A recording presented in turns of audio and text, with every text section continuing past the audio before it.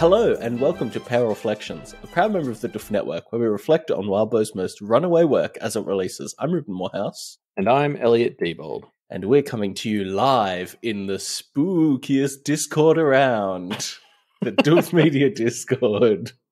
Yes, and what a great way to segue into the fact the costume contest entries are due in the next week. So Yeah. if you are dressing up as a Wildbow character, or already have, I imagine a lot of Halloween parties have already happened because it's the weekend. Yep. Send through a picture and you could win money and also praise. Yeah. Last night while I was trying to go to sleep, there was a group of about 6 or 7 drunk folk wandering up and down our street yelling, "Throw us your candy, trick or treat, throw us your candy." And then people went out and yelled at them. It was like 10 or 11 p.m. Good times. So yeah, I don't know. I feel like that was related to something that you said, but I've forgotten what it was. Halloween. Yeah, true. Also a little fun milestone note, because I do love bringing these. As of this episode, there are now an equal number of Deep Impact and Pale Reflections episodes. Yes, Deep Impact, of course, we did like twice to 3 times a week. Also, it was 1 episode per chapter. Yes, good times.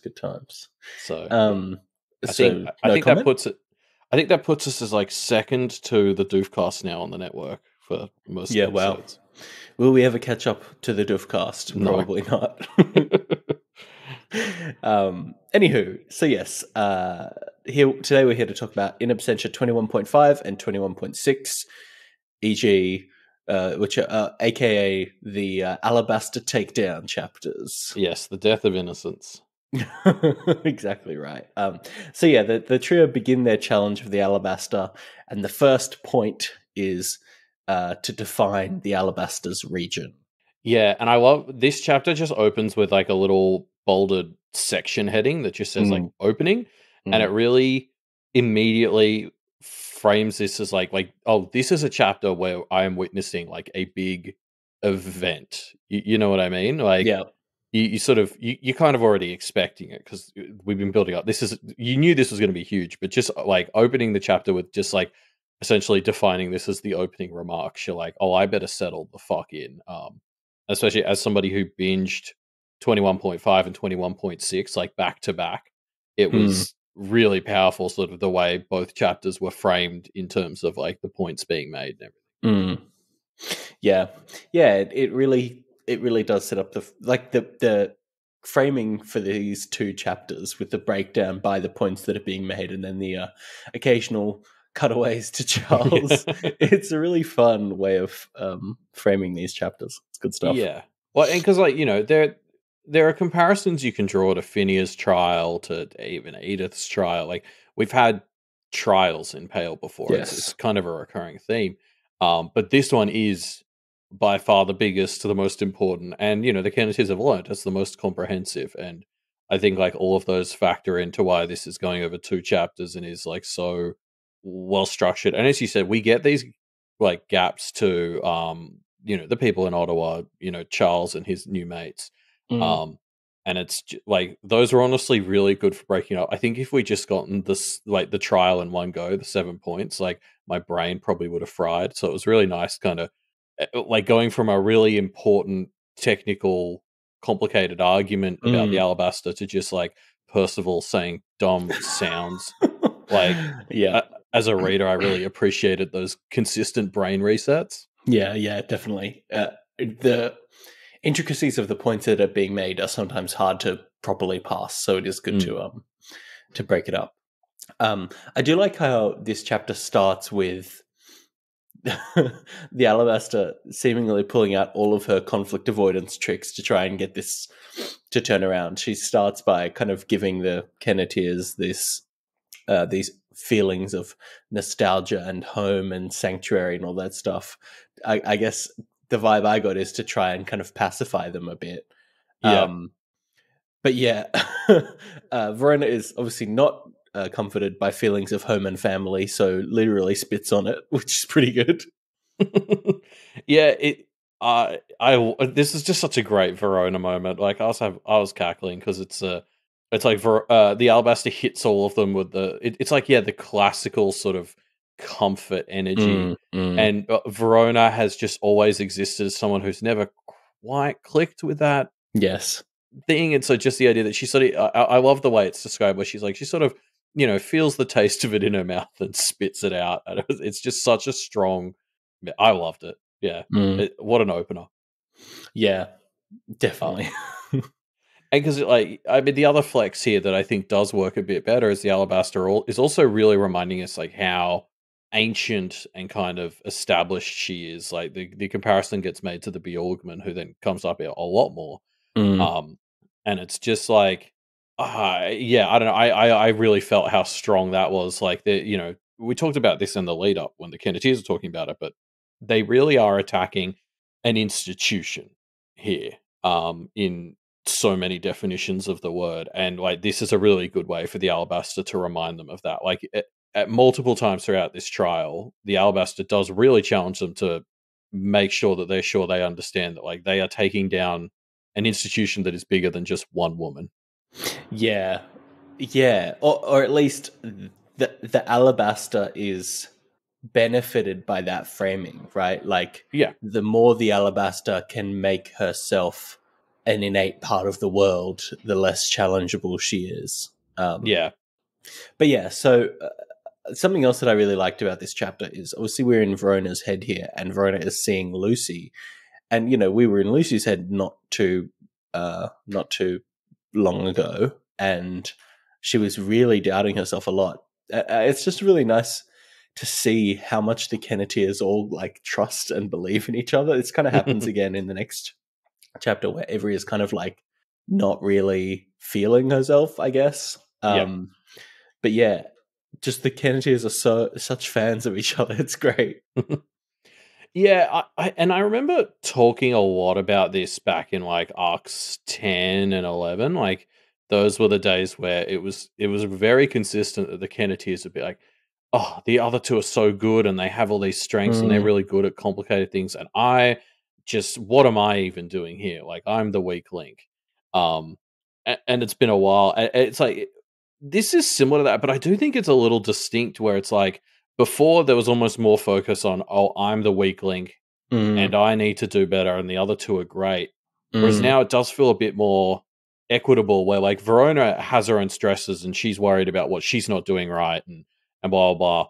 But she's also noticing when Lucy and Avery are a bit off put and kind of filling the gaps. Like it's a little less coming from an angle of insecurity like it was 10 arcs ago in all of them, and coming a bit more from a place of like, I don't know, like, yeah, still insecurity, but it more well rounded out so they can support each other better. Like it's a small but subtle difference that's sort of leading to that feeling that they're going to be together and in the banners by the end of this arc.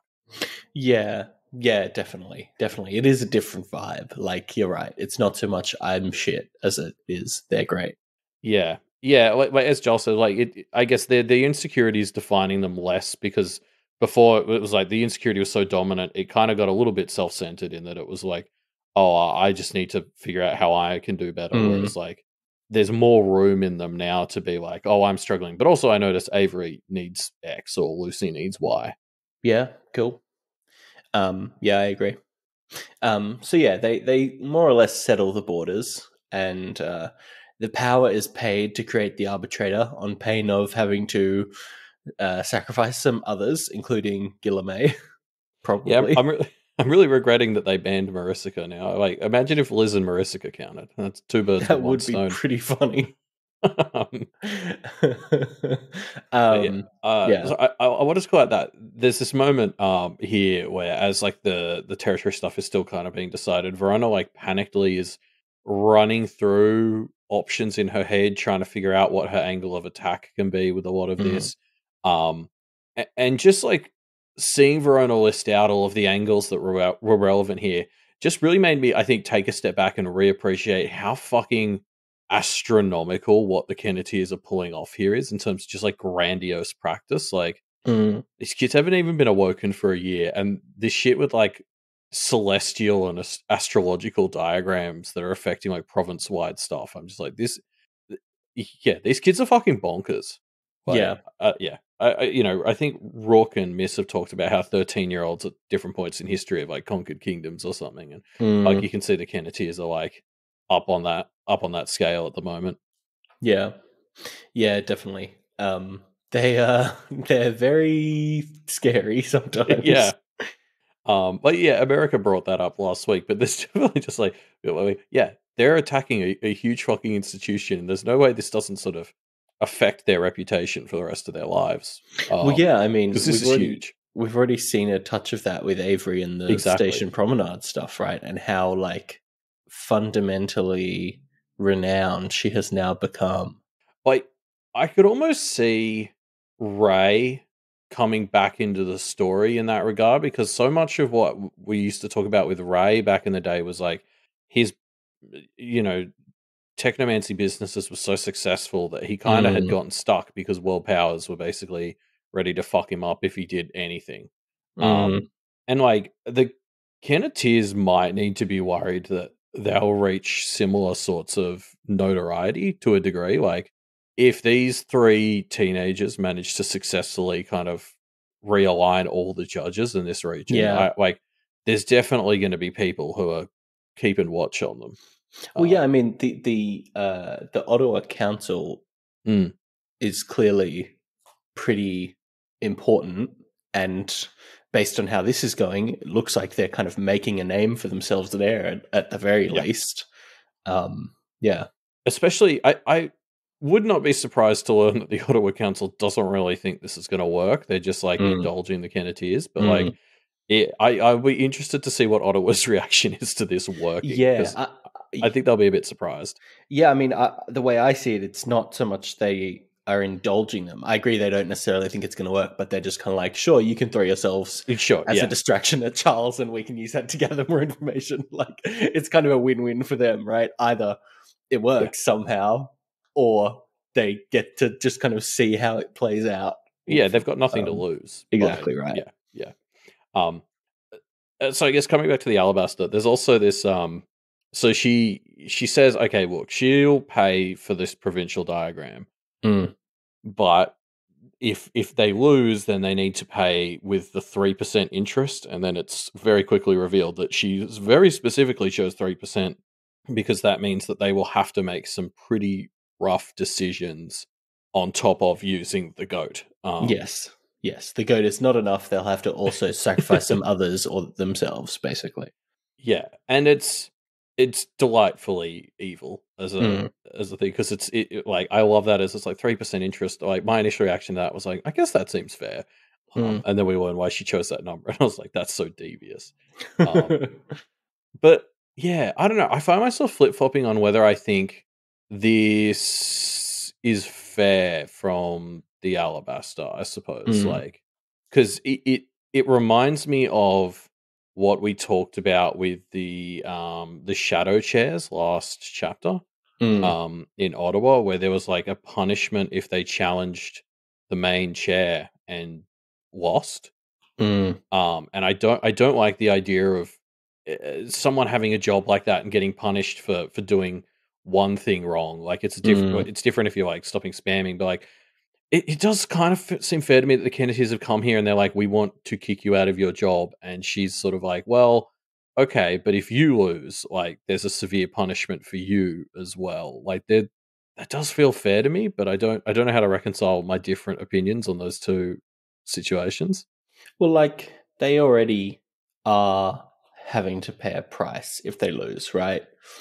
The 3% doesn't isn't adding a price they have to pay. It's on top of the price they already have to pay. So I don't know. But Like, it's specifically a punishment interest. Like that's yes, very quickly established as like it's not just about like the interest is very specifically to punish them. And part of me can't help but think that that seems fair, but then that feels like I'm contradicting myself, and I'm trying to figure out why why it seemed right to be in one circumstance and not the other.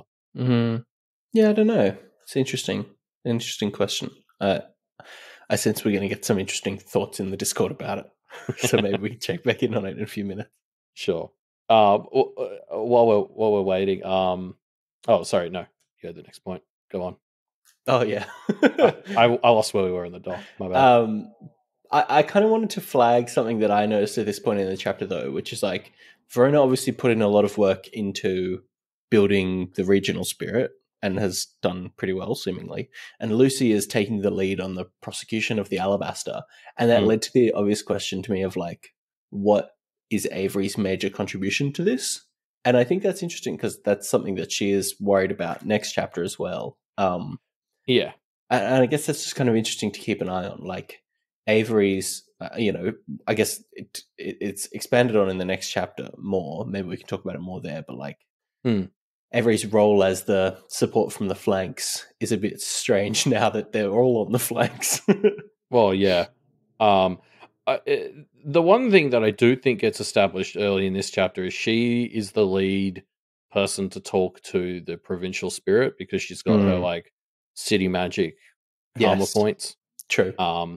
But yeah, maybe at the end we should sort of like do a bit of a reflection on how all three of them were a part of this because it is worth talking about, especially as I think we've already talked to death this arc about how much they're coming together as a team again. So it would make sense to sort of reflect on that as a whole. Yeah. The other thing I really wanted to talk about though here was like Guillermo because he at first glance it's I was just sort of looking, I'm like, the fuck are you here for? Like, Yes. the one thing he sort of actively does, he gives them some advice later, and he also volunteers to be the one of the others He who volunteers dies. as tribute. Yep. Yeah, exactly. Which I don't know how much that was a genuine volunteering and how much that was just designed to rile Lucy up, because I don't think even Guillermo's dense enough to not realize that that was going to make Lucy pissed off. But like in story, I don't know how much of a reason there is for Guillermo to be here beyond just sort of like the Kenneteers didn't want to separate from him again because it took them. He had to team up with goblins to find them. Like they don't want to put him through that again. They kind of do, but yeah. Yeah. But I think like from a more textual, it's really fun looking at how Guillermo stands as a counterexample to the Alabaster, and I think that was like the reason Wildbow really wanted him in the scenes because like Guillermo has also fucking calcified into winter. Like that's brought up. It like he's old, he's stuck, he's missing things and kindnesses. Like he has all of the same problems as the Alabaster in a way, and the advice he gives them later on is essentially that the Alabaster is almost Fey-like in her ability to predict all their arguments because she's just real fucking old and practiced like that, and that's essentially what the fairy superpower is meant to be. But what separates, well, I guess, yeah. So like Guillermo and the Alabaster are actually really similar in a lot of ways, and the big difference then is this moment where Guillermo kind of offers to be the sacrifice, because essentially the thrust of most of the arguments the Kenneteers are making is that the Alabaster is not like that. Like she is hoarding her power and getting other people to sacrifice themselves for her, whereas Guillermo is so similar to her in many ways, but he's willing to put himself on the line. He's like, I trust the Kenneteers, like you guys can go for me, and like I'll happily help pay the price if you guys fail. And like I think that it gives me that glimmer of hope for Guillermo moving forward, I guess, is that it's like as much as he is similar to the Alabaster, the thing that really differentiates them is Guillermo will put himself on the line in the way the Alabaster won't. Yeah.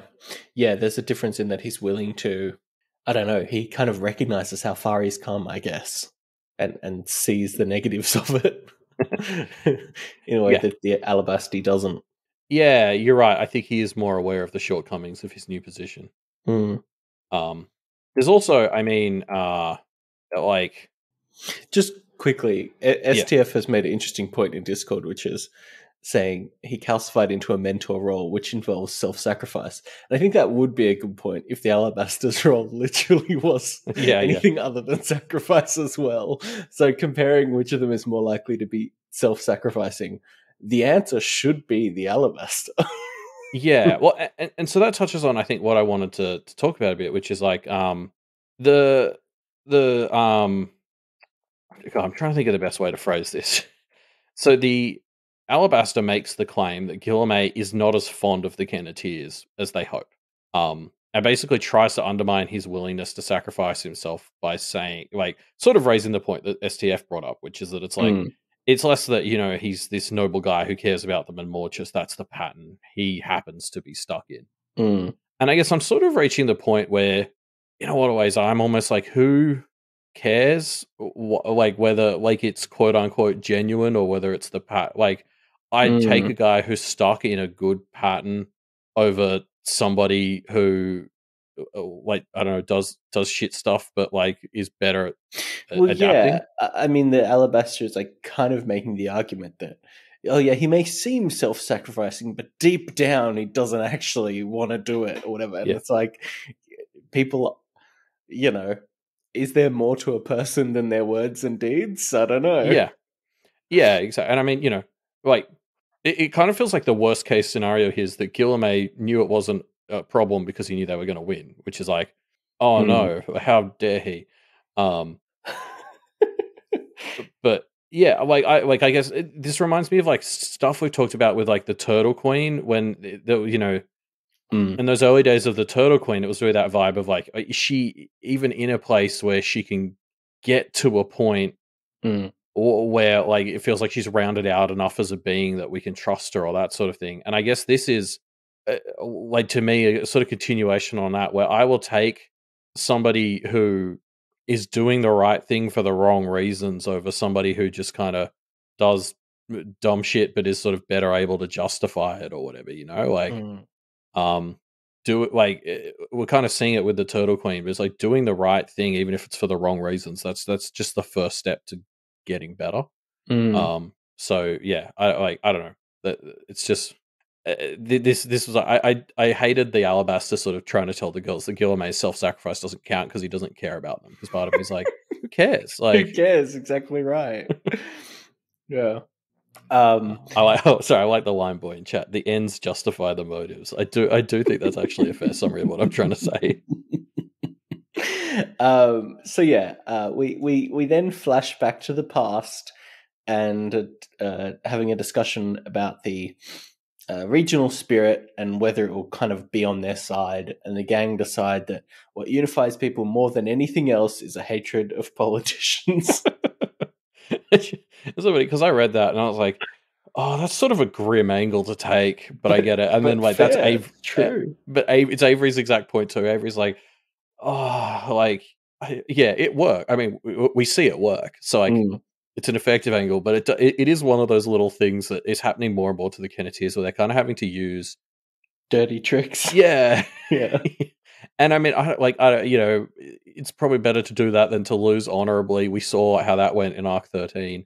But it's just kind of a little depressing that it's like they can sort of attribute this win to the fact that the people of this province are whiny bitches. Like, Yeah. No, I think it's very funny. Like, people have such an inherent distaste for authority that is kind of abusing its power that will unify the regional spirit yeah. in a way that nothing else could. Yeah. Because it tracks, right? Like the more the conversations in these two chapters went on, the more I'm really starting to see how similar politics in Canada and Australia really are. Yeah. Like the debate in this section is really funny because if there was still anyone out there holding on to some grasp of belief that Pale wasn't overtly a political work, I think you had to give up on that when the Kenneteers literally sit down and talk about politics because they're inventing democracy on a spiritual level. Yeah.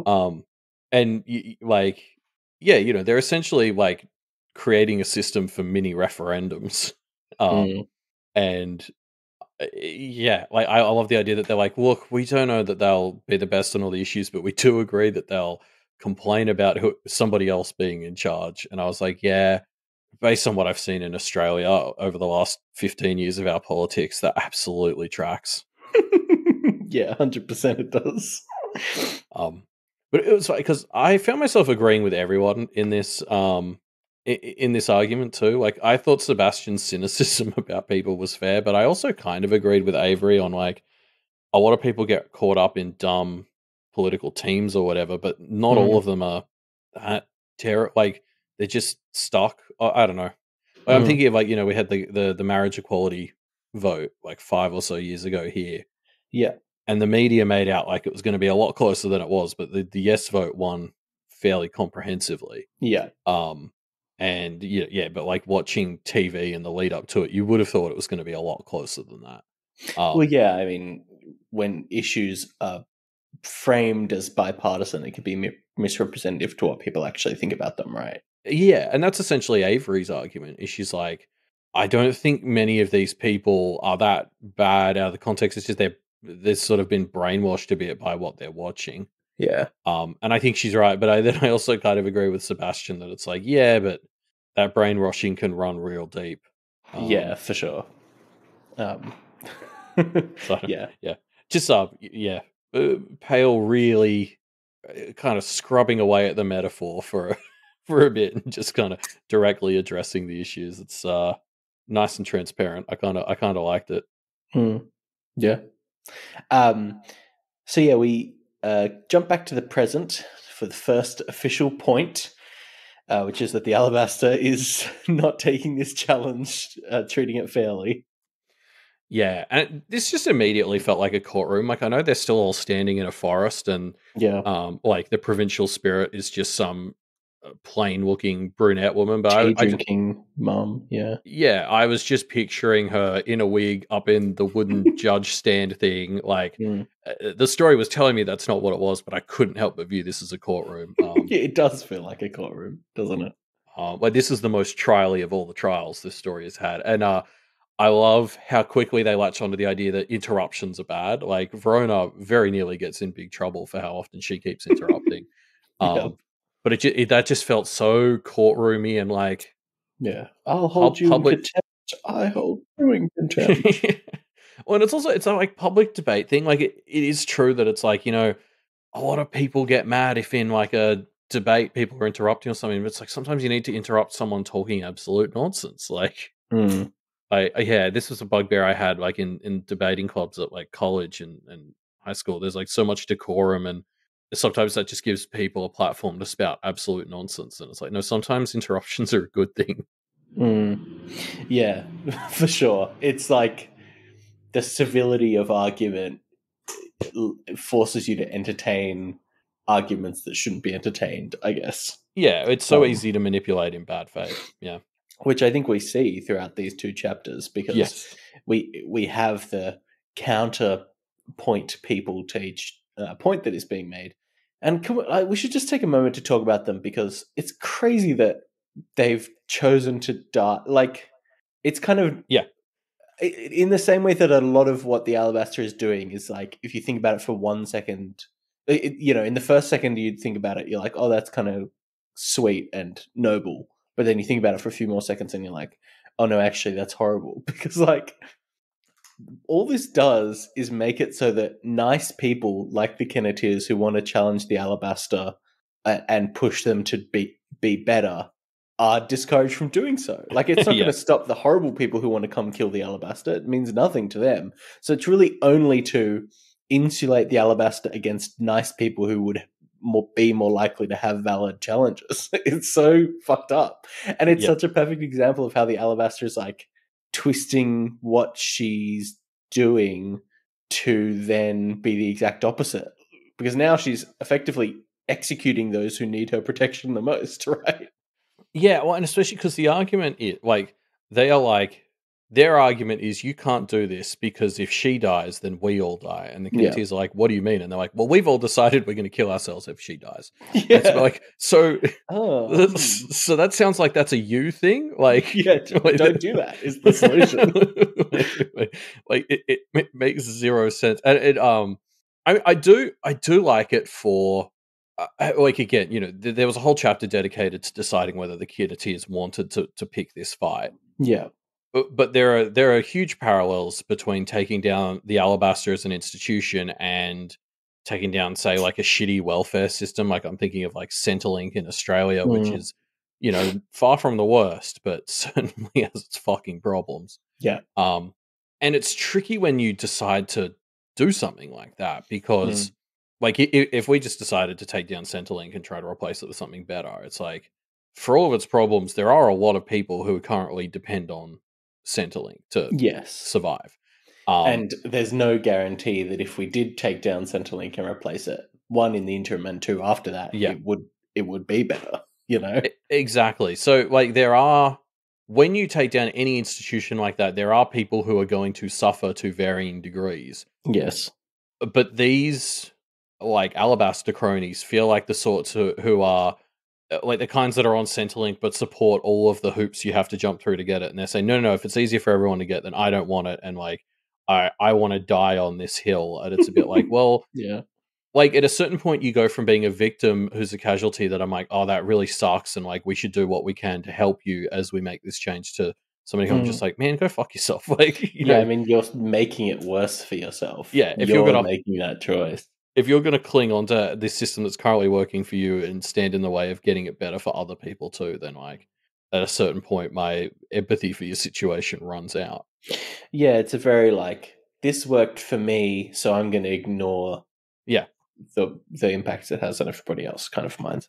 yeah, and that sort of parallel comes up where like there's talk of like, well, the Alabaster didn't help those people, and she's like, well, I helped the people who came out and reached out to me. It's like, Yeah. but most of them don't know. Like, she even admits that half the people who did that kind of did it on accident. Like, it's such clear nonsense. Yeah. And like, that's very much my impression of Centrelink here. Like, the amount of hoops you need to jump through to get on Centrelink just automatically counts out a whole bunch of people who really fucking need it. Yeah, I like that this story has become about Centrelink. Yeah, well, yeah. I mean, it really feels like it has, and yeah, like No, after all yeah, the I think shit, it's a good comparison. after all the shit Centrelink's gone through down here in the last Yeah. couple of years, like yeah, Um, So yeah, we get the second and third points, which I've grouped together because I think they're kind of linked.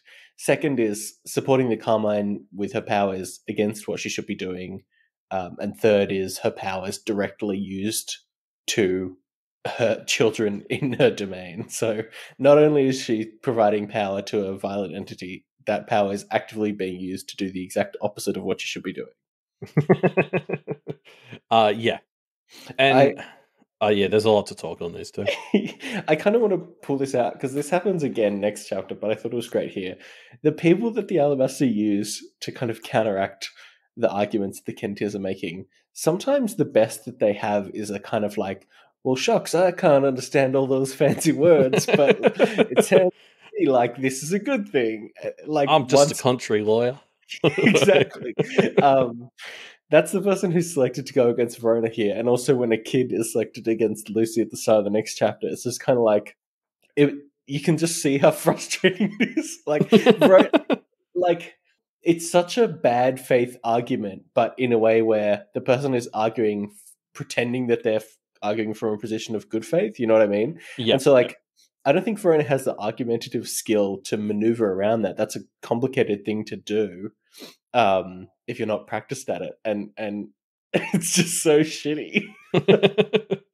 yeah, like you got to give props to the Alabaster for how good she is at doing like the PR spin here, because Yeah. it's like, who wants to vote for the girl yelling down a kid, like Yeah, in Lucy's case, exactly. or like, yeah, Verona, who does love her long words and is quite eloquent, would come across as a bit of an educated snob next to like the country bumpkin person. Like, Yeah, the Alabaster's manipulating things pretty fucking well. It's very fun. it's so silly but quite fun.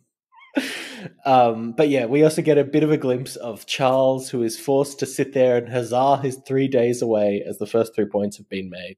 I do love that he's figured out this workaround. Like, it was fun watching Charles figure out that the huzzah kind of fucks Percival up and makes him keep going and not restart.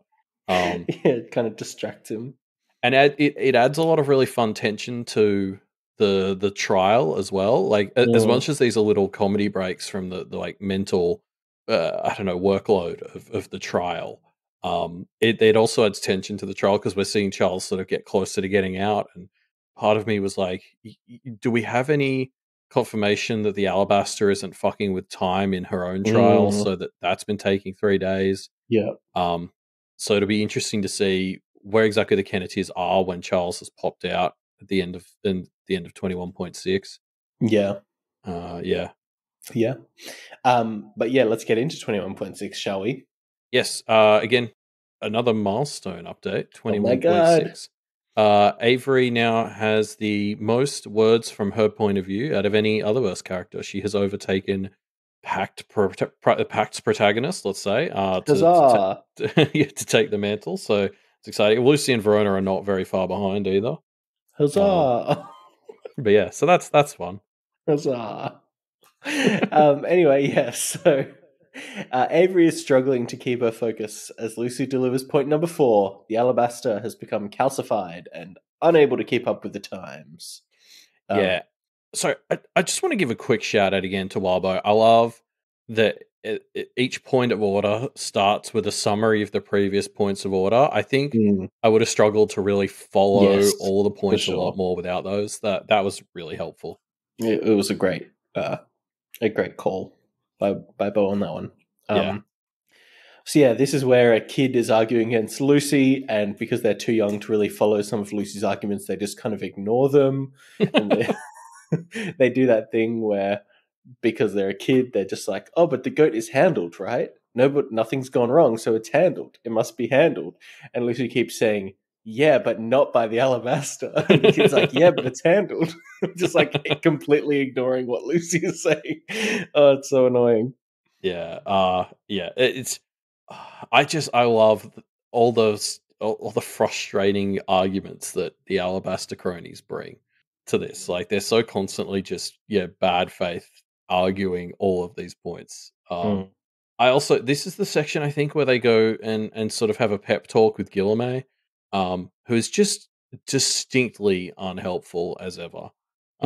Like he can't bring himself not to teach them to fish. Like he just won't give them the answer. And it's just one of those times where I'm like, Guillermo, like, come on, dude, read the room. Like this is the time to just tell them. No, but he's right. They figure it out without that. Yeah. So, if anything, Guillermo is a hero. I mean, yeah, it works, but like, yeah, I mean, yeah, sure, it works, but like, just fucking tell them you need this rigmarole.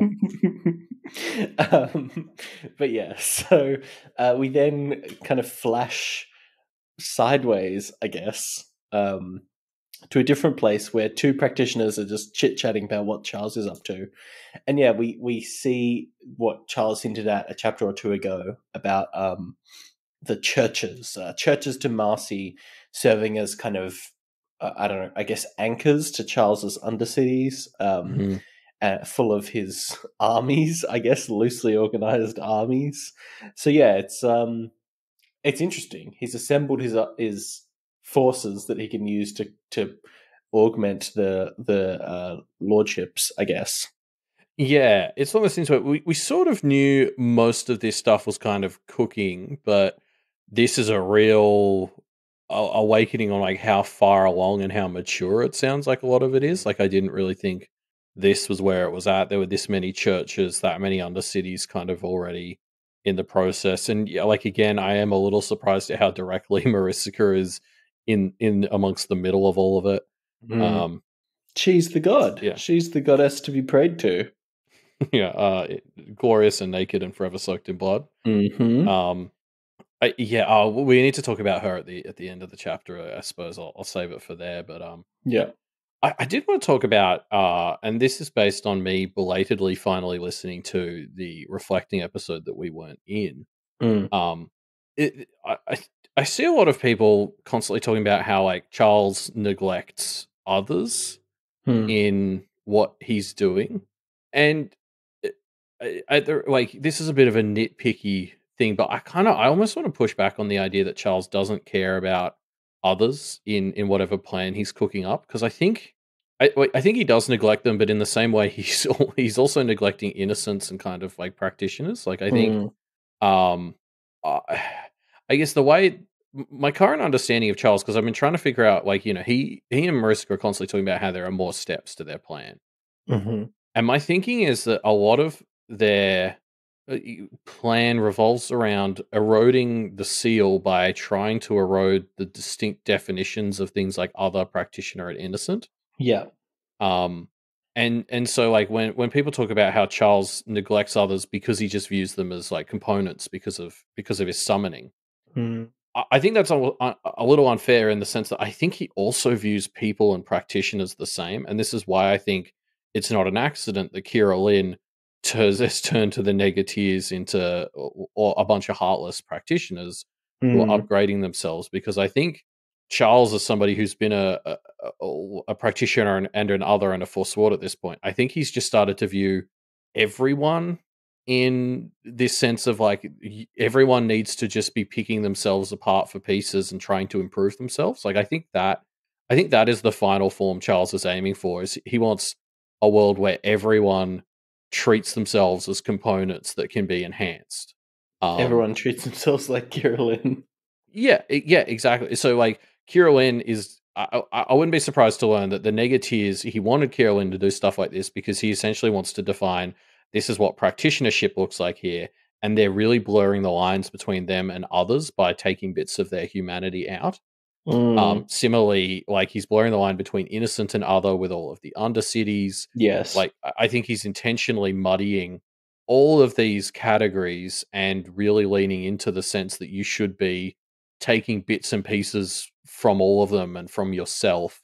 And so it's a bit while there is forsworn bias and we see others as a maligned group who do need extra support, and in that along that angle, it is fair to say he isn't caring for others. Like I get where that sentiment is coming from, but it's almost like I don't think there's a particular bias against others. I just think he views everyone like that, and so it's almost an unfair criticism because it's not addressing the real problem with what he's doing, which is that he wants everybody to turn themselves into Kira Lins. Mm. Yeah. Yeah. Interesting. What do you think the assembled practitioners that we have here for coffee should take from that? This is really interesting because I wanted to bring this up. This is like the next point I had in the notes. I'm wondering what your interpretation of why this scene is here is, because I Mm. don't feel like I had a great image of like this was really valuable. We got some great info that feeds our understanding of Maricica's appearance at the end, but like essentially these two meet, and it seems by the end of the meeting that the answer is kind of, "Fuck, do we do about this?" Yeah. Yeah, I don't think they have a good plan, but I think the reason this scene is here, other than to break up the Sure. points of order, is so that we can get a bit more context on what's happening while the Kenneteers are locked inside their challenge, basically. Sure, but why did Walbo choose to show us it from the perspective of these Ottawa practitioners versus a quick Mariska interlude where we see her prepping churches, or like Charles was pretty standard at this point. It could have Mm. just been a quick jump into Charles thinking on, oh, I hope Marcy's doing all right with all the churches we've been building, and like maybe it's because he didn't want to give us too much info because Yeah, like or keep it as somewhat mysterious, yeah, to make sure that we're not like with Marcy and Charles's head. yeah, I don't know, like yeah, Yeah, I don't know. and part of it could be that I'm yeah. I kind of had to rush reading through this chapter, which I regret. But I really don't have an idea for exactly why this scene was framed like this, and that like, it's fueling the mystery, which I like. Yeah, yeah, not sure. But it does pretty clearly show us that this crew also doesn't have any good ideas for Yeah, how to deal with Charles. well, and they're still very much coming at it from the perspective of we need a good Carmine candidate to replace him, Mm. um, which I do think is distinct from what the Kenneteers are trying to do. Yeah, that's so like 6 arcs ago. You get with the program. Yeah. So yeah, the fifth point we get is that the Unforsworn have just kind of been handed over to Charles as an army, and that's shit. Yeah. A quick little aside, I did really enjoy the sort of comedy of Avery being like, "Wait, this guy Verona's talking to, is he hot?" Like, she just sort of can't see it. Yeah. I don't know. I always find that sort of thing funny. She's only got eyes for Nora. Yeah, I just love the way she's like, "Wait, Lucy, is that guy hot?" Lucy's like, "Yeah." It's like, "Really? Snowdrop?" Snowdrop's like, "Yeah," and Avery's just almost like academically like, "Oh, interesting."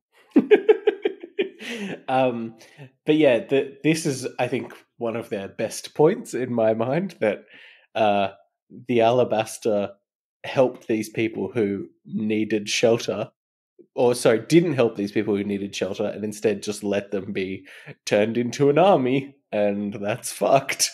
Yeah, so yeah, because it is a bit. It's one of their more like sort of I guess most indirect or complicated points, but it's essentially yeah, like yes, they weren't your responsibility when they were forsworn. Yeah. But then Charles unforswore them. Yeah. And you just And let them yeah, put them in a be. really Yeah. unhealthy power dynamic, and you've done fuck all about it. Yep. And yeah, it is in many ways an extension of the second point, which is that Mm. she's enabling Charles. Yes. But it is worth calling out as a distinct point because it's like it's just a failure on her to not only like not support Charles, but just actively, yeah, like allow him to build shitty systems. Mm. Yeah. Yeah. Then we jump again back to the challenge and we meet our new hero, Ridget Fallbranch, who struggles to deal with Sir Percy. I did love the immediate setup of the acorn brain versus the squirrel. Yeah, it was good, wasn't it? But yeah, Versus the Ridget's walnut brain. yeah, Ridget's whole like heroic fantasy like Redwall sort of vibes of just like it's a very fun contrast to the silliness of Percival. Like it's its own kind of silly, but it's like Mm. she's fucking all about like honor and she's talking about Yes. all the great battles she's fought, and then Percival's just like, here's my third annoying noise. You feel bad, so bad for poor Ridget. I felt bad for Ridget. They just came to try and get some support for their cause, but instead they're condemned to the void. Ruben, Yeah. did you read the song that she sang? Yeah, of course. It was a cute song about feasts and being cool. Cool Okay. Redwall vibes. Yeah, okay. So you're saying Ridget did nothing wrong? Yeah, exactly. Exactly Okay. right. Okay. If that is your stance, I guess I won't argue with you on it. Yeah. Just cool feasts and living their best squirrel life. And was it killing all the black squirrels and the grey squirrels? No, I mean, we don't know the backstory there. That's taken out of context. Yeah, exactly. And from the way the song sounded, that was something that was celebrated, so therefore it had to have been good. Yeah. No, for real, this was such a funny twist. I really bought into Ridget's whole honor thing, and I was totally on her side. And then she starts singing the song. I was like, oh no, yeah, bit dodge. Yeah, and again, one of those great moments where you get to take Charles's side. Like Charles isn't that bad in so many ways. In ways, even he's just like, can you not? Like, she starts going on this big racist rant, and he's like, no, not that though. Oh, Ridget, good times. I feel like in the first draft of this chapter, Ridget was too lovable and got murdered too quickly. So Wildbow needed to introduce a bit of. Well, I think I saw it in the Discord compared to the whole milkshake duck thing, right? The what? Oh, you don't know that? It's that tweet that's like, fuck. How does it go? It goes something like, oh, everyone on the internet's falling in love with this duck who drinks a milkshake. 3 days later, we regret to inform you that the duck was racist. Yeah. Okay. Yeah. Yeah. Something like that. I don't know. It's close. I mean, yeah. I kind of agree with you because Percival, I think, was so instantly loved. Like, I think I was here last week and I was like, Wildbow couldn't possibly kill Percival. He's too precious. So the way around that was to make a racist character we hate do it, so that then we can celebrate when she dies. Yeah, good times. Good times. And also, of course, we get a red cap goblin that comes in to bargain with Charles again, just been sent in to like fucking condemn themselves to the void in exchange for being like, hey Charles, join us, etc.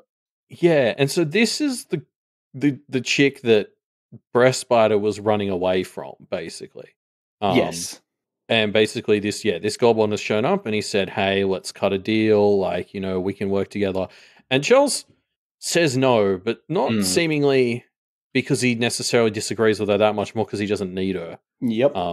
But he does take the insurance that he has offered when this guy throats himself. Yeah, I mean, of course you take that. It's free power. Yeah, I mean, I guess. I don't know. Who wouldn't? It was like this was the one reason I wasn't like Breast Spider would be a great Carmine, was because he was going to be beholden to this lady, and then Charles took his place and is now opening himself up to that possibility. So good job, Charles. Yet again, there's no line he won't cross. Yep. Um, So yeah, Sorry, just quickly, I did want to point out, I thought it was funny. This was like a little side, but it's like this guy, as you mentioned, he's just willing to come here, rip his throat out, yeah, die for the cause. crazy. And I'm like, how many of these fucking powers are walking around with little suicide squads? Because we're obviously dealing with the Alabasters, and like, Mm, we haven't talked about it here, but like, there's a lot of comparisons to be made between what the Alabaster has set up and what Charles is doing with the Forsworn. Like, mm. to the point where I do almost wonder if Charles was taking some notes by on Oh, what she'd set up, interesting. um, because so much of the Forsworn getup is an even worse version of what the Alabaster has. Mm, And apparently Gerhild was her name, hmm. has something similar where she's got these goblins who are willing to go off and die for her. Not just die, like void death. Like Yeah, no, that's like fully done. You're donezo. I don't it, know.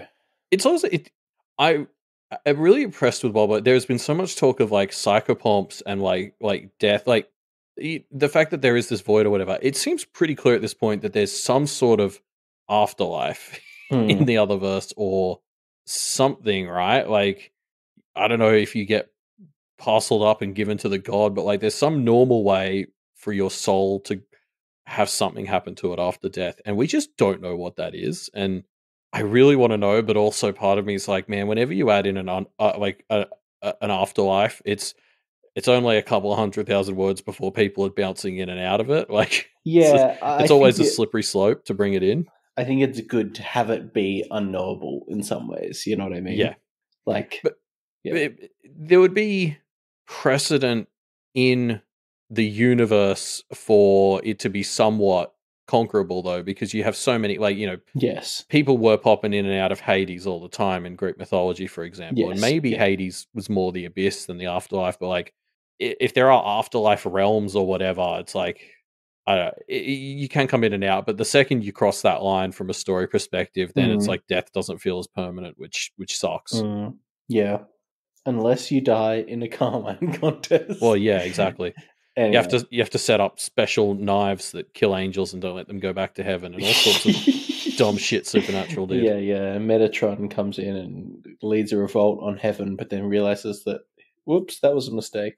Were you still watching Supernatural when they introduced special hell that was level 2 hell? Level 2 hell. If you were super bad, you went there. No, so it was okay. Um, there was you know how they would like kill angels and demons Mm, in Supernatural, and they made it super mm. clear that they didn't go back to heaven and hell, so they They were like gone. done. Yeah. Yeah, eventually they found out that there was like it was called the empty, and that's where the angels and demons and people go when you kill them to the point they can't even go to heaven or hell. Oh, so they And don't actually die. They just go to, yeah, yeah, super hell. and it was about 3 episodes between that place being introduced and then bringing back angels and demons they'd killed seasons ago. Like it was fucking record pace, just like introducing another layer of afterlife and then just immediately breaking it down. Yeah, I mean, that show, Yeah, which yeah, sums up the show. they just did whatever they wanted, right? Like they went to alternate dimensions, they did time travel, they did all kinds of. Yeah. They went to our world. I just think it's so funny to, like, a few seasons in, destroy the concept of the afterlife by having your characters be able to come back for it. But so then spending about 10 seasons setting up, yeah, but you can die permanently, only to then kind of get bored with that and go, yeah, but Whoops. actually there's even more and we can bring them back now. Yeah, good times. So from one great piece of fiction to another, the next point that the Kenneteers raise against the Alabaster is that she has acted against sanctuaries like Kennet, failing her duty to help these sanctuaries kind of exist or provide sanctuary in the abstract sense, I suppose. Again, the person who comes out and argues against the Kenneteers, pretty weak. Basically, just like, oh yeah, but what if you're actually the baddies? And it's pretty clear. I mean, Avery says it very well. First point, we're humans. The Alabaster is more than human. So even if we are equally as bad, the Alabaster is worse. And secondly, at least we're trying to make Yeah. things better. I mean, that's where they win it for me, is it's like, the Kennet, like if I was my part of the provincial spirit would have been swayed by the Kenneteers being the ones that's like, yeah, but at least we're trying to we're fucking trying to do better, you know. Like the Alabaster is happy being stagnant, whereas like we're trying to make things better, and that to me is the difference that sealed the deal. Mm. Um, yeah, I don't know. This is also, I think, so. This is the point where the person who's arguing against Avery here is kind of relitigating all of the what are the previous points too, Yeah. like because she's the ex therapist, I think, and she's like, "Oh, you're projecting because you couldn't protect It's Kenneth." so Which terrible. go fuck yourself. Yeah. Like the Alabaster's the reason we can't fucking protect it. That's why we're Yep. here. Um, yeah, and like she kind of she presents like whataboutisms for like all of their points so far, where she's like, yeah, well, It's so you're not shitty. perfect because you've Yeah. also committed this crime or whatever, and it's yeah. Yeah, I may have helped attack Kenneth, but you failed to save Kenneth from me. Yeah. So really, we're just as bad as each other. Yeah, exactly. No, I don't think that's how it works. But yeah, so the seventh and final point, the Alabaster did the dodgy at the Carmine contest, and we get to see it in full, and how dodgy indeed it is.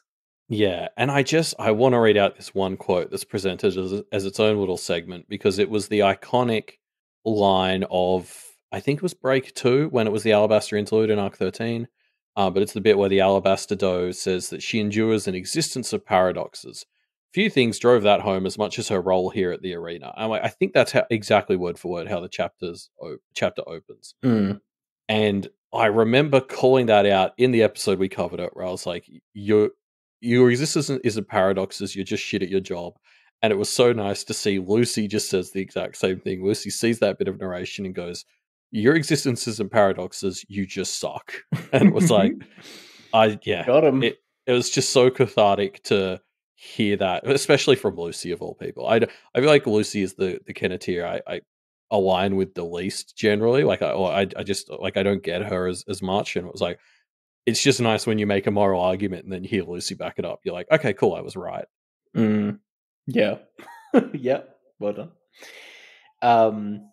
Yeah, pretty emotional scene, isn't it? Because I'd kind of given up in my head that the thinking that the Kenneteers would ever see how John died, Yeah. but you see it again, and it really rams home how fucked it is. As Lucy puts it, like the Alabaster and the rest of the judges really fucked John over pretty hard.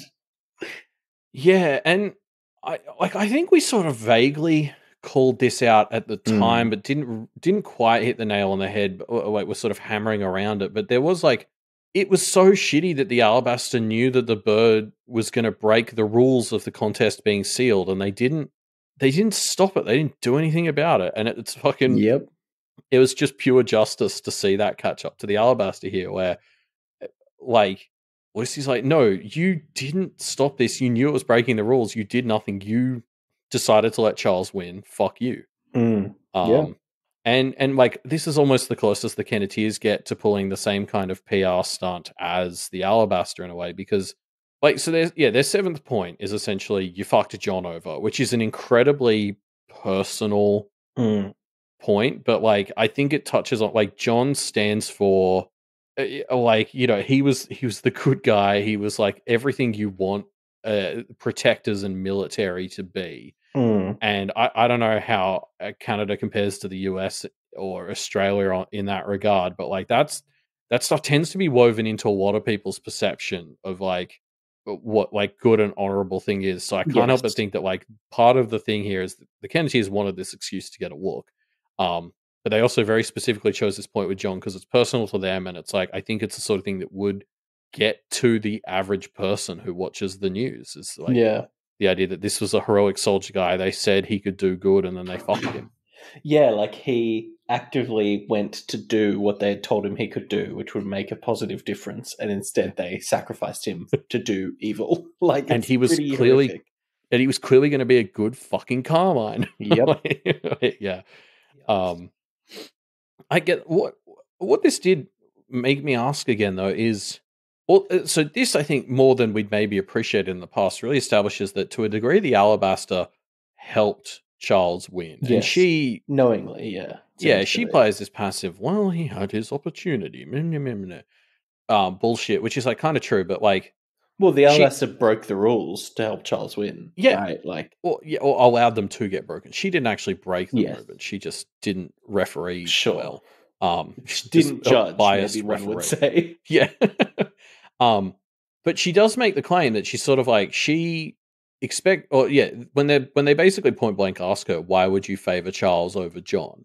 Mm. She says, I expect to get back what I put into him. It is the only guaranteed way past this turning point in the region's history, which obviously is incorrect because she's gone now. Yep. Yeah, But guaranteed. also, Whoops. I'm interested. This reminds me of what Bristow said. You know, when he died in whatever the last chapter was before the interlude, where it was like he was like, "Bad shit's coming. There's going to be a catastrophe. I I hope you all suffer because you wouldn't let me be on top." Mm. And he could have been talking about the Carmine, but like the way the Alabaster frames this, it's almost like she sensed something similar where like she sees there's some change coming and John as a good stable force apparently was worse for her than Charles creating a mess which she can get some power by helping to clean up. Mm. Like what is that feels very interesting. Like this feels like a question that is either going to get answered in Pale or like, Pyre or something like but like the fact that the Alabaster seemingly thinks Charles is better because she's saving or sees him as an investment for something. She seems to think something in the future. yeah, she seems to think stuff's going to happen even if Charles hadn't gotten in the position, and that's fascinating because that suggests this goes beyond Charles. Yeah, I mean, the only thing that we kind of think it could be at this point, I guess, is the Red Cap Queen, right? Like that's the only other big threat that we're aware of. Yeah, I mean, I've been assuming for a long time now that the Red Cap Queen will be a major villain in Pyre, which is a hypothetical future Otherverse story Wildbow's thrown out there. But yeah, I mean like that. Yeah, that's super interesting. The idea that the Alabaster sees the Red Cap Queen or someone coming to be a big enough deal that maybe not relevant to Pale, maybe it will be, but like that feels like one of those things that we'll come back to later and be like, oh, this is what she was talking about. Yeah. Yeah, well, that will be for the future. Yeah. But yeah, so the Alabaster has been defeated. The regional spirit sides with the Kenneteers, and Lucy finishes the job with a quick bang bang. What an image this is! Like you just you feel the justice in the like. Lucy goes up, she like glamours herself a copy of like the John's gun, covers it in dog tags, and like aims in sync with him, and just like gets justice. I don't want to call it revenge. I want to call it justice. Hell yeah! And it's so it's cathartic, isn't it? It feels cathartic, which is really nice. Yeah, after feeling his death all over again in these visions, just getting to see Lucy, and because you see how it's affecting, she's getting tears in her eyes. Like it just, I mean, yeah, like this is a bit where it's like she's like, I want, like, because they're like, you don't have to do this, after Alexander, you don't have to be the one to pull the trigger, and she's like, no, I want to, and it's like that's a win and a loss, but in this really beautiful, it's a tragic win. Like it sucks that Lucy is shooting a big innocent deer girl, but also, yeah, it needed to happen. Yeah, it's such a moment. It's hell yeah, such a huge moment. Yeah, and thus the Alabaster has been defeated. The regional spirit will take the place, and Charles wakes up asking, "Hey, what happened?" And Mariska gives him a little wink.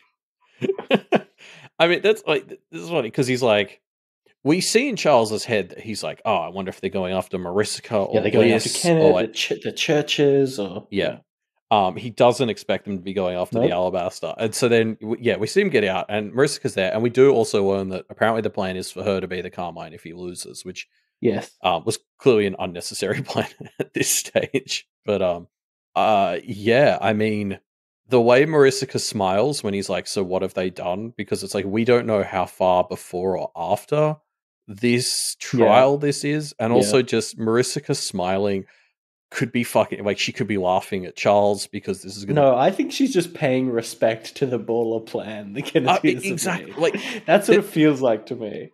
I feel like there's 100 valid interpretations of Mariska smiling at this because she does that shit all the fucking time. Like, if you're a fae or were a fae once, surely something that you want more than anything else is to be surprised. Yeah. I mean, yeah, exactly. This feels like it's entertaining shit for her, but like, yeah, I guess what I'm saying is it tells us nothing about how Charles is going to react Yes. to this And I news. hope we get to see Charles's reaction. I don't know if we will, but I really hope we see it. Yeah, because how much of a thing for him is this? Like, yeah, like Marissa Carr, it doesn't surprise me to learn that her reaction to this is smiling because I'm sure there's contingencies or whatever. But yeah, it's such a funny moment.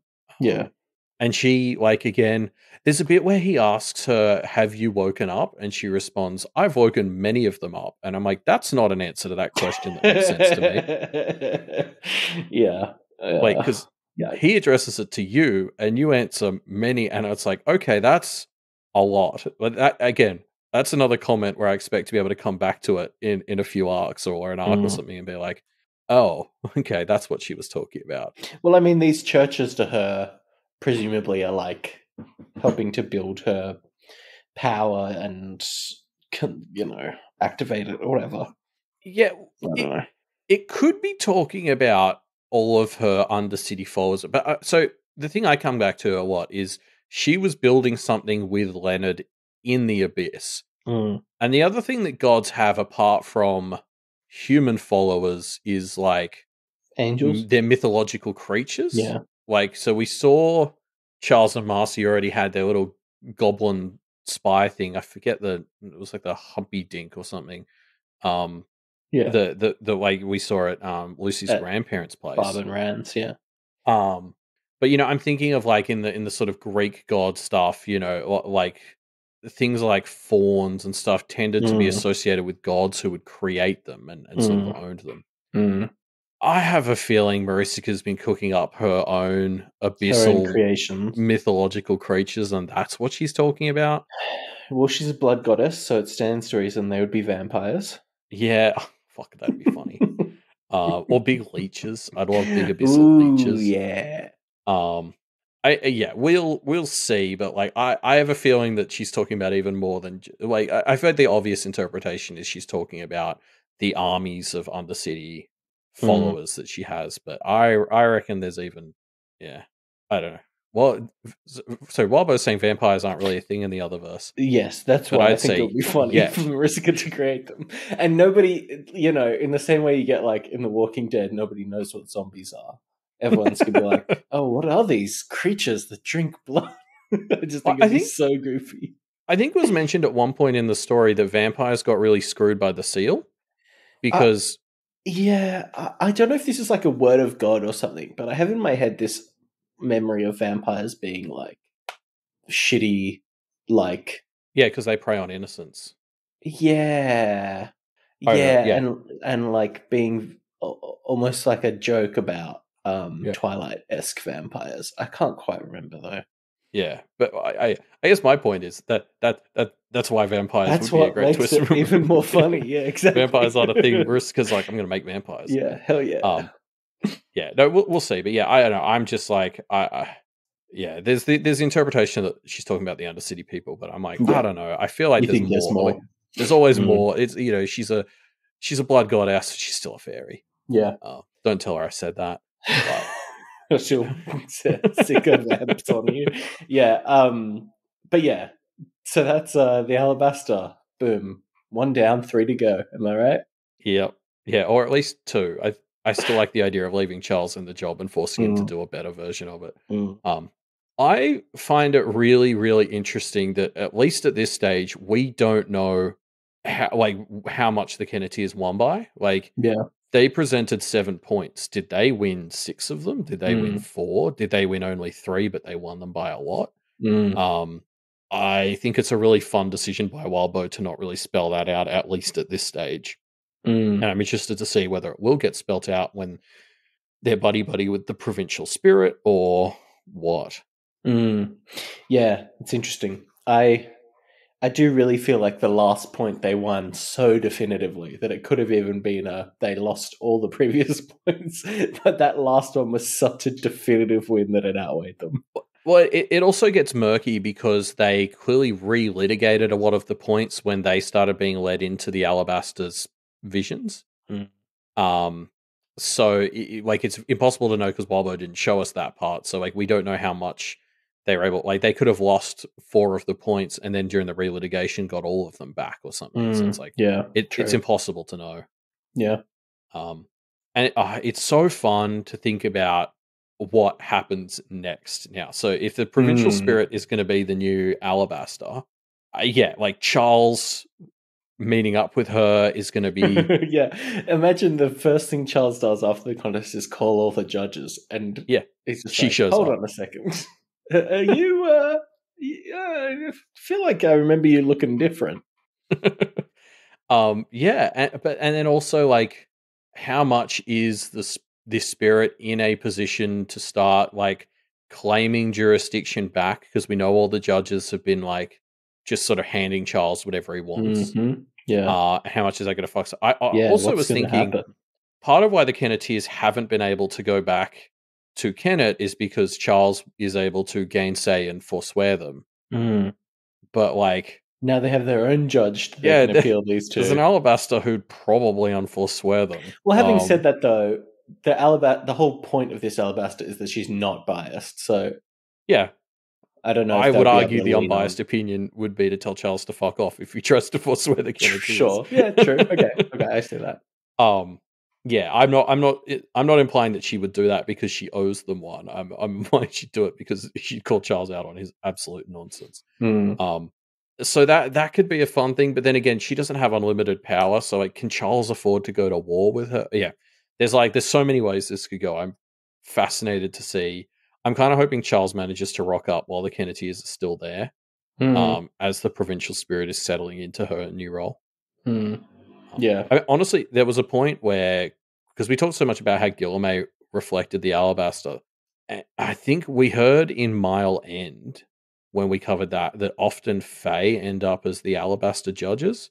There was genuinely a point where I was thinking the provincial spirit might not succeed, but Guillermo would take the reign of the Alabaster. Yeah, interesting. And that obviously hasn't been how it's gone down. But part of me is still like, yeah, Guillermo. I'm not sure exactly where he's at, and if Marissa and Charles are going to rock up while the Kenneteers and Guillermo are still here with this provincial spirit, feels like there's a very important series of conversations that could happen there. Yeah, yeah. Should we talk about we said we talk about the trio and how each of them fit into the trial? Contributed to the trial. Well, I really want to focus on Avery, I think, because I think we've got a pretty clear picture of Lucy and Verona's contribution.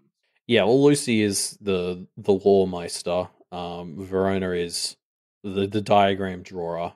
And all three of them litigated various points throughout the thing. But yeah, I don't think it's an accident that Avery was the POV for this back half, because she's the one who, as you said, started the chapter almost wondering what her place in this was. Yeah. So yeah, I don't know. What do you think? What do you think Avery's contribution was? I mean, there's a lot to be said for just the general, and this applies to all three of them, but the way they were like supporting each other, like they couldn't have done this without all three of them. They're having ideas. Avery is the one who kind of clocks on to what Guillermo's saying. But I think, like, if I wanted to nail down, like, for instance, why this is an Avery chapter, in 21.6, like, it's hard not to read into the fact that, the Alabaster isn't just sort of innocence, which is, if I had to pick a judgeship for Avery, this is the one she'd align with. But obviously they're also both deer animals. And so I guess, like, I find myself focusing on the idea that, like, we saw it was Avery's perspective where we saw them make the decision to kill the Alabaster. So it kind of makes sense that for all the same reasons of the synergy from that idea to the synergy of Avery being the perspective where we see them really, follow through on the idea of killing her. Yeah, interesting. Yeah, I think there was some predictions that people were making about, like, Avery's going to wolf the Alabaster kind of stuff, which I could see that playing into. But, I'm pretty glad that we didn't go super in that direction, because that feels a bit too brutal. Yeah, and it just feels more to me, yeah, like Avery is someone who I think would be a good Alabaster, probably to a fault. And so watching her perspective as seeing from her perspective, this Alabaster invalidate their position and then ultimately sort of be Avery being able to still stand here and say to her fellow innocent dear person, "Fuck you, die." Mm, Um, it feels important. mm, yeah, yeah. Anything else you want to say on these chapters, Elliot? Um, I mean, there probably will be, but not that I can think of right now. There was so much in this, like just all of the arguments and stuff. We could probably talk about this for 3 more hours if we wanted to. Yeah. Actually, we should say we're going to get into our discussion question answers and then do our outro, but there will be a back to packed section as well. We've got some packed stuff to talk about. Yeah. Sorry, Walbo has brought up something which is worth bringing up, which is in Avery's contribution. It is brought up multiple times. Like she's the one rocking all the city magic Yes. cred that they've Yeah. got, and a lot of that has come from all the networking she has been doing. So similar to how like a lot of Verona's big prep was the beforehand like drawing of the or design of the diagram. Um, Mm, Avery's bringing a lot of the goodwill that they're able to use to power this. yeah. Yeah. And just the fact that they have built the connections to the wider regional area, I guess, Yeah. um, that allow them to draw on that for the regional spirit. But yeah, should we get into our discussion question, Elliot? Yes. Our discussion question for the past week was, what are some of Percival's other titles? Yeah, and we got uh a bunch of really long ones, which makes sense. It was kind of interesting reading through these discussion question answers. I was kind of like, oh, this is horrible. Why did we ask this? These are all so horrible, which means they were good. They were obviously they hit their marks. Hey, I want to call out this one. I don't get it. It was from the first Harrowspecs and saying that Percival's name should have been Philip Buster. Oh, I just got it as I said. I was about to say, how do you not get that, I Ruben? just got it as I said that. I saw that in the notes, and I was like, Oh "Oh, my Ruben must be doing a bit." No, I'm as I interested to see said it, where he's as I taking said this. it, I heard it. I was like, "Who is Philip Buster? Is that a character from something that I like a reference I don't get?" Yeah, Buster Bluth. This is a Buster Yeah, Bluth reference. that thought did cross my mind, but no, Philip Buster. I get it. Okay, sorry. Anyway, well done, Harris Specs.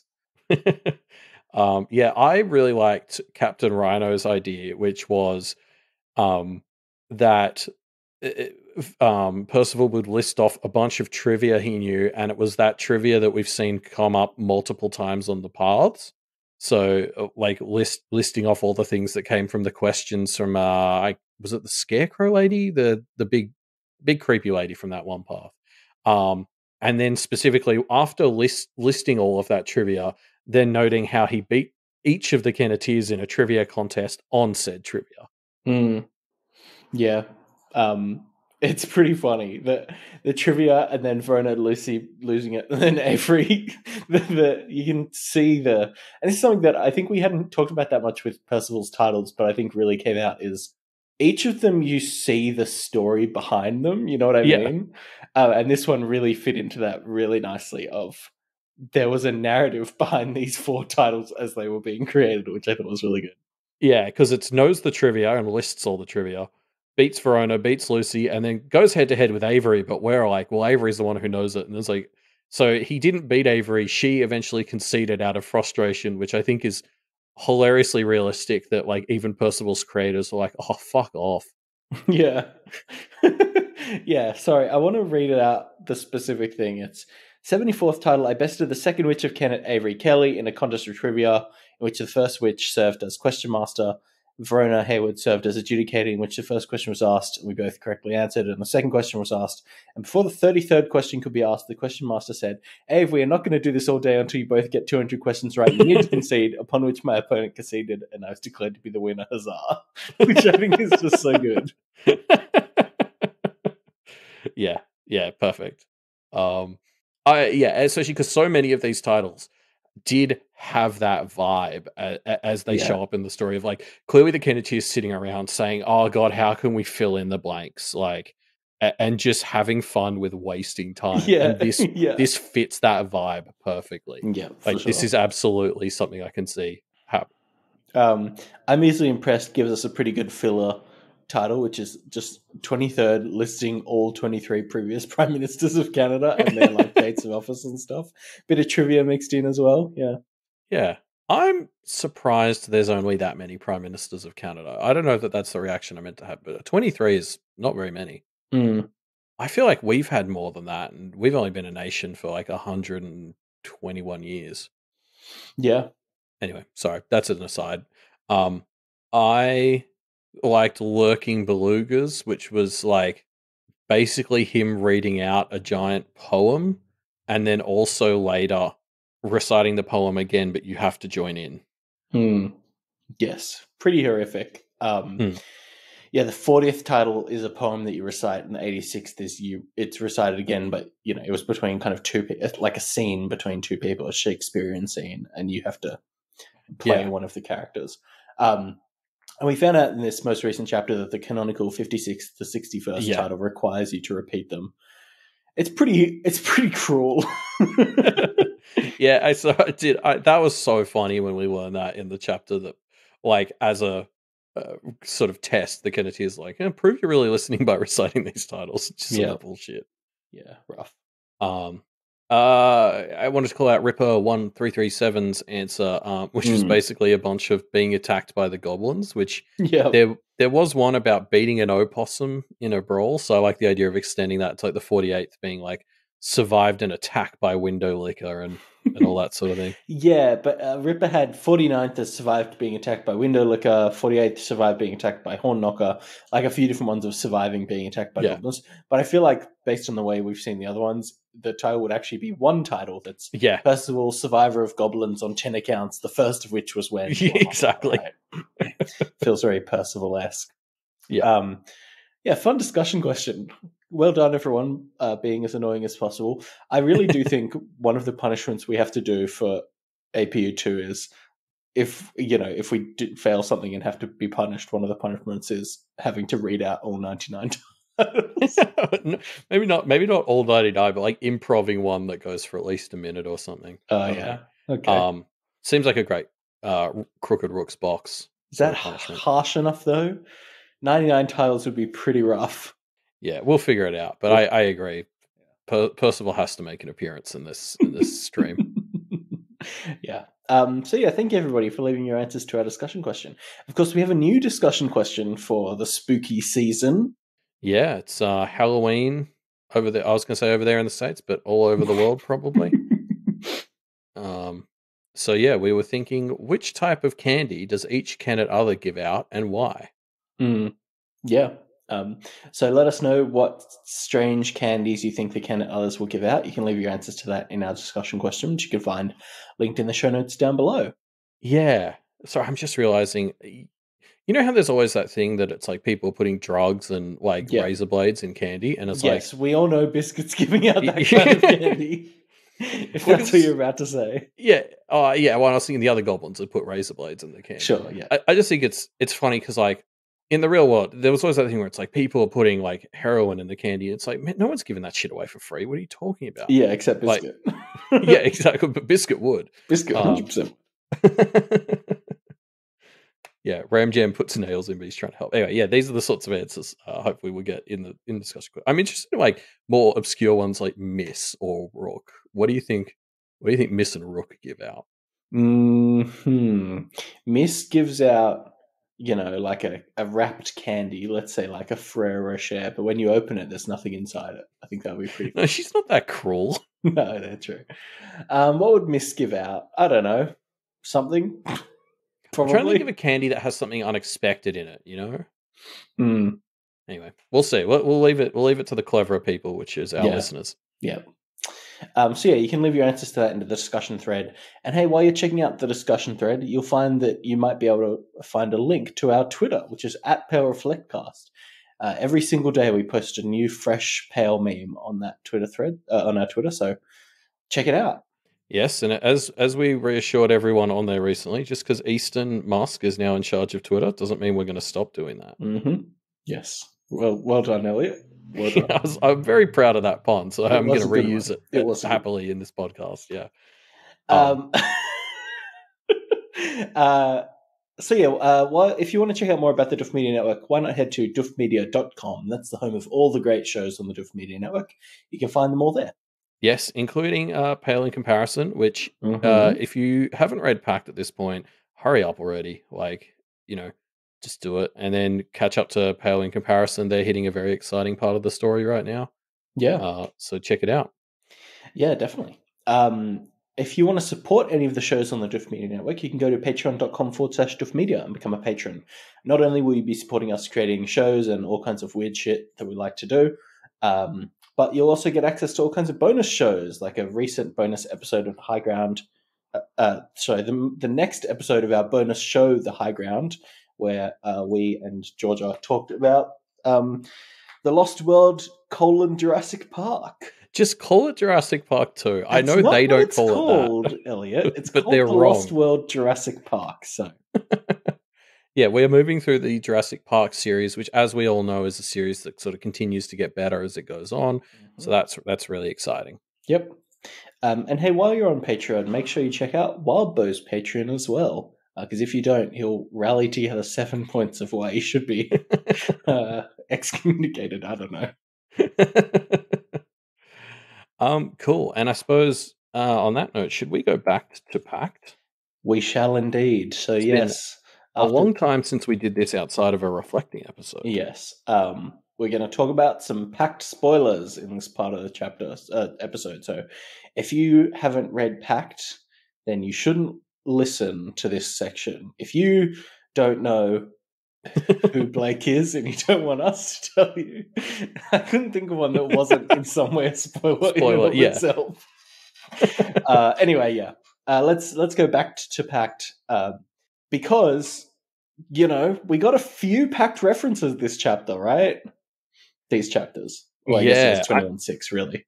I mean, yeah, because obviously we had Miss Behame show up a few chapters ago, and I was like, oh, that's not quite enough to do a back to Pact, even though I wanted to come on here and be like, do you think this is Ainsley? But obviously now she came back again, and I feel like it is warranted to come here and be like, so this is Ainsley, hopefully, right? Like, yeah, I mean, the biggest reference was talking about, Mariska's in the abyss and doing all kinds of abyssal things, and then Ainsley / Miss Behame is like, oh, I have to ask, oh no, your hometown is safe, kind of vibes. Obviously talking about Jay's B. Because even Charles and Mariska aren't stupid enough to touch that shit with mess a with Jay's pole. B.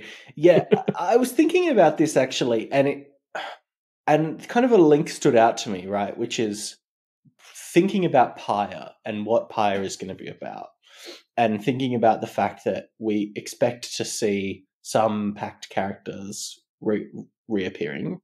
Yeah. Probably Mags, possibly Rose, right? Yeah. And I was kind of thinking about what the link could be there and how they get involved. Mags obviously has the clear link with the Red Cap Queen, but it kind of made me think, and it connected to something that I've been thinking about for Pale, which is that I don't know if Marcy's actually going to be defeated by the end of this story. I feel like Charles is the villain that we're dealing with, and Marcy is not, hasn't been won't be dealt with enough. And so I suspect that my new radical theory is Charles is going to be defeated. Marcy will not be defeated, but because Charles is not around anymore, will be a bit more chaotic and do stuff like partner up with Gerhild or do stuff with Jay's B. And that kind of will be part of our tying threads together stuff.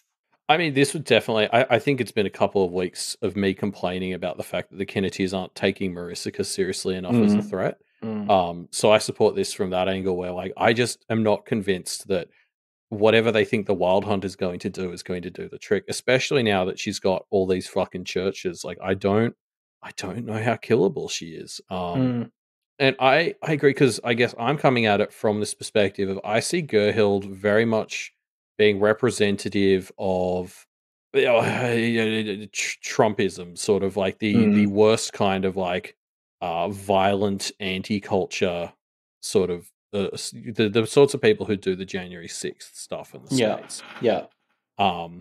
And like that feels like a sort of natural end game set of enemies for the Otherverse, if Pyre is sort of a big like Avengers finale thing. And so Mariska being this bad faith interpretation of religion who works with Gerhild feels about right. Mm. Also, just like Marisica, I still like that idea. I think we talked about it at one point, but like, it was definitely packed influence or poke influence. The idea of thinking about Marisica as a fairy wanting to take down the fairy courts because she doesn't believe in them, and Gerhild being a great vessel to wage war on the fairy as an institution. Mm. So I agree. I would love if you were right that like we sort of defeat Charles. Marcy's left as a bit of an open thread to tie the Kenneteers into Pyre, which Mm. I find myself going back and forth on whether I do still want Pyre to be Mary Mags focused, Mm. because I do, because she's got Pordrig as well as Gerhild as enemies. Like Yeah. Mags is so great for being in the center of a potential like group team up thing. Yeah.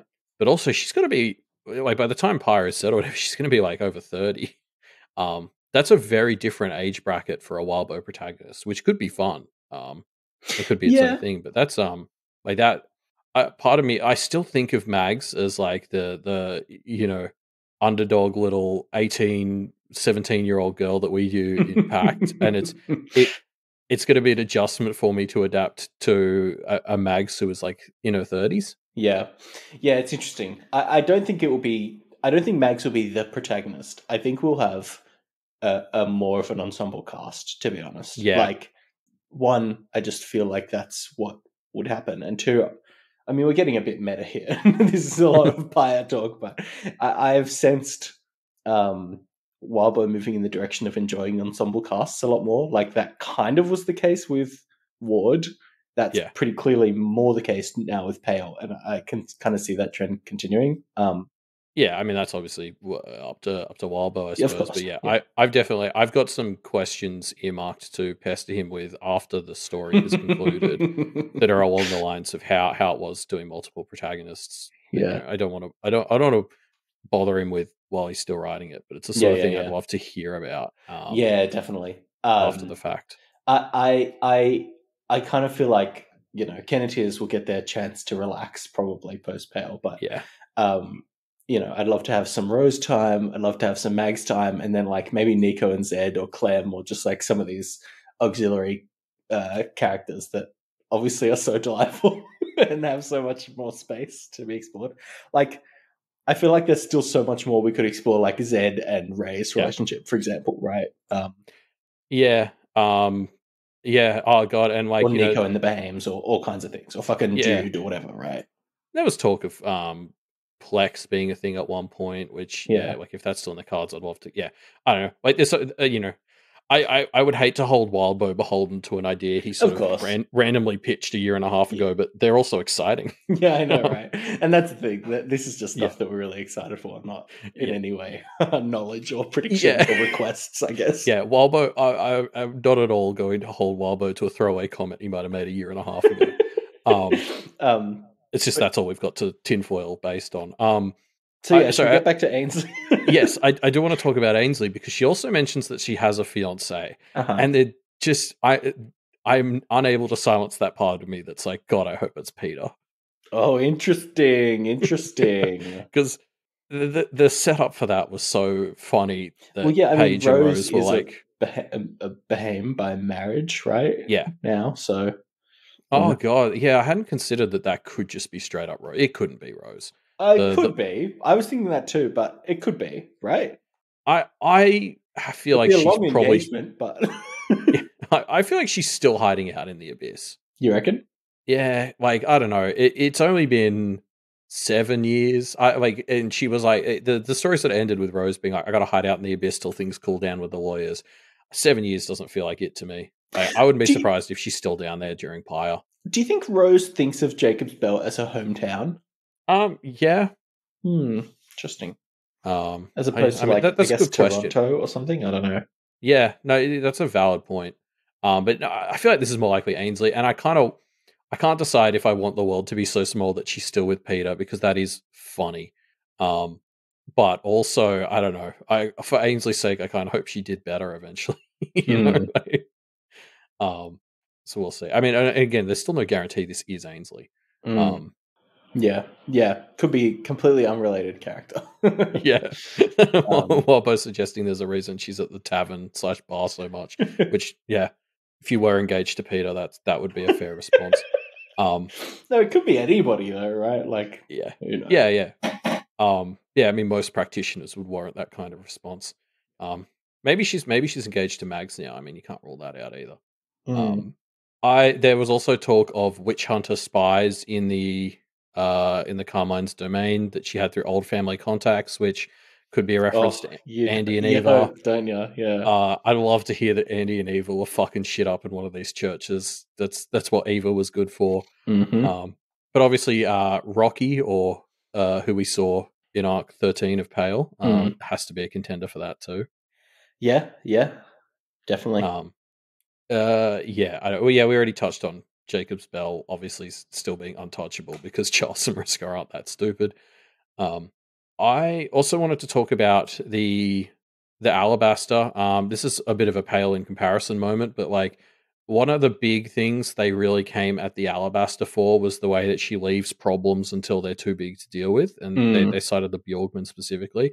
And that was very much what Toronto stood for in Pact. Like, Toronto was the example of how people will just let problems fester until they're too big to, or then they're bigger than they should be. And it's just another one of those examples of like Pale has grown to the point where it feels like it's eclipsed Pact in most ways to me thematically. Like there was a point where Pale, was going to be a shorter story and it was touching on different things, but as it's grown, it's just sort of subsumed everything Pact was talking about. In just my head, by merit of being growing, contemporary.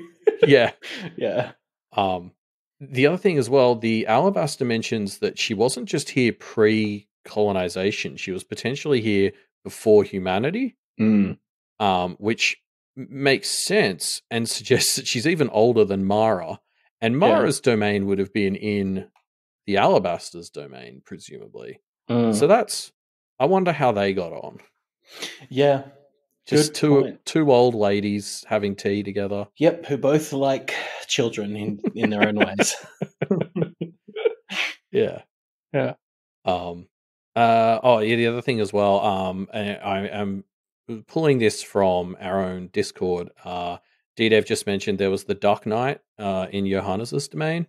And we always wondered what the fuck the Duck Knight was, and it might literally just be a little fucking duck after meeting. Like, true. Might have been an enemy of Ricket, was it?